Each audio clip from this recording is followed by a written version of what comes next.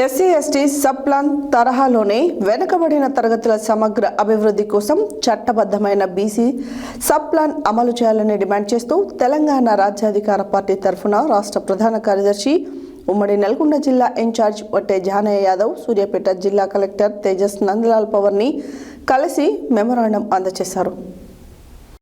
SC ST sub plan తరహాలోనే వెనుకబడిన తరగతుల సమగ్ర అభివృద్ధి కోసం చట్టబద్ధమైన బీసీ సబ్ ప్లాన్ అమలు చేయాలని డిమాండ్ చేస్తూ తెలంగాణ రాజ్యాధికార పార్టీ తరఫున రాష్ట్ర ప్రధాన కార్యదర్శి ఉమ్మడి నల్గొండ జిల్లా ఇన్ఛార్జ్ వట్టే జానయ్య యాదవ్ సూర్యాపేట జిల్లా కలెక్టర్ తేజస్ నందలాల్ పవర్ని కలిసి మెమోరాండం అందజేశారు. ఈ సందర్భంగా వట్టే జానయ్య యాదవ్ మాట్లాడుతూ తెలంగాణ రాష్ట్ర జనాభాలో సగం పైగా ఉన్న వెనుకబడిన తరగతుల సామాజిక ఆర్థిక స్థితిగతులు మెరుగుపడాలంటే వారికి ప్రత్యేక బడ్జెట్ కేటాయింపులు చేయడంతో పాటు చట్టపరమైన రక్షణ కల్పించాల్సిన అవసరం అత్యంత కీలకమని తెలిపారు. బీసీ వర్గాలకు న్యాయం జరగాలంటే ప్రభుత్వ పథకాలు సమర్థవంతంగా అమలవ్వాలంటే బీసీ సబ్ ప్లాన్ను చట్టబద్ధంగా అమలు చేయడమే ఏకైక మార్గమని, ఈ విషయంలో ప్రభుత్వం వెంటనే స్పష్టమైన నిర్ణయం తీసుకోవాలని ఆయన డిమాండ్ చేశారు. తెలంగాణ రాజ్యాధికార పార్టీ బీసీ వర్గాల హక్కుల సాధన కోసం నిరంతరం పోరాటం చేస్తుందని, బీసీ సబ్ ప్లాన్ అమలయ్యే వరకు ఉద్యమాన్ని కొనసాగిస్తామని ఆయన స్పష్టం చేశారు. ఈ కార్యక్రమంలో సూర్యాపేట జిల్లా అధ్యక్షులు మామిడి అంజయ్య, జిల్లా ప్రధాన కార్యదర్శి మీర్ అక్బర్, సూర్యాపేట జిల్లా మహిళా అధ్యక్షురాలు కొన్నె మంజులా గౌడ్, ప్రధాన కార్యదర్శి నారాయణదాసు కవిత, ఉపాధ్యక్షురాలు కవిత, పెన్పాడ్ మండల అధ్యక్షులు ఆవుల అంజయ్య, ఆత్మకూరు మండల అధ్యక్షులు బొల్లె సైదులు, కరుణాకర్, మహేష్, శివ, కార్యకర్తలు తదితరులున్నారు.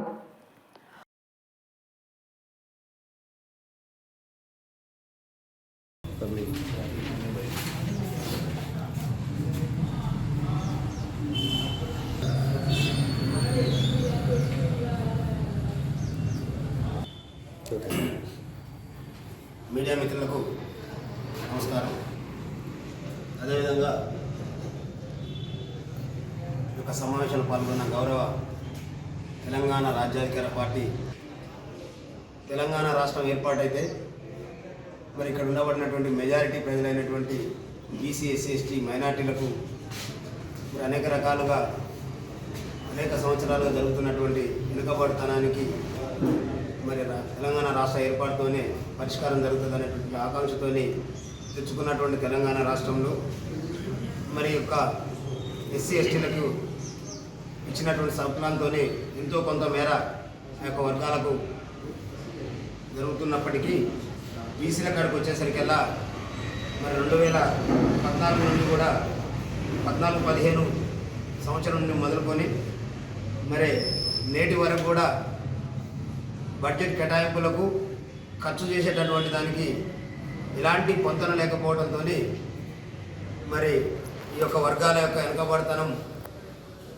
మరింతగా జరుగుతున్నటువంటి సందర్భంలో తెలంగాణ రాజ్యాధికార పార్టీ మరి గౌరవనీయులు పెద్దలు ఎమ్మెల్సీ తీన్మార్ మల్లన్న గారి నాయకత్వంలో రాష్ట్ర వ్యాప్తంగా మరి ఈరోజు అన్ని జిల్లా కలెక్టర్లకు మండలాలు అదేవిధంగా ఆర్డీఓ స్థాయి అధికారులందరికీ కూడా తెలంగాణ రాజ్యాధికార పార్టీ పిలుపు మేరకు మరి బీసీలకు సబ్ ప్లాన్ కేటాయించాలనేటటువంటి మరి మెమోరాండాన్ని సమర్పించడం జరిగింది.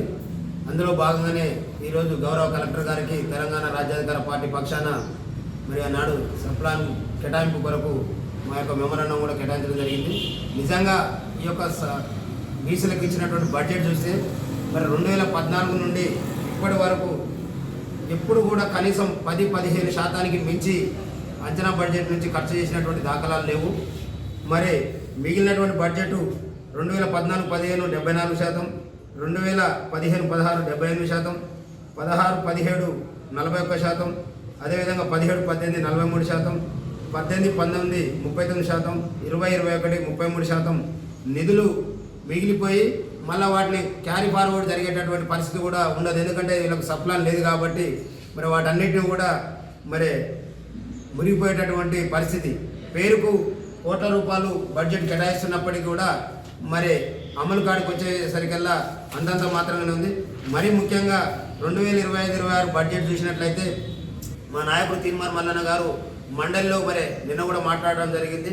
విద్యారంగానికి కేటాయించినటువంటి బడ్జెట్ చూస్తే స్కాలర్షిప్ల కోసం 1908 కోట్ల రూపాయలు బడ్జెట్ కేటాయించినప్పటికీ మరి ఖర్చు చేసేసరికల్లా 365 కోట్లు మాత్రమే ఖర్చు జరిగిపోయింది.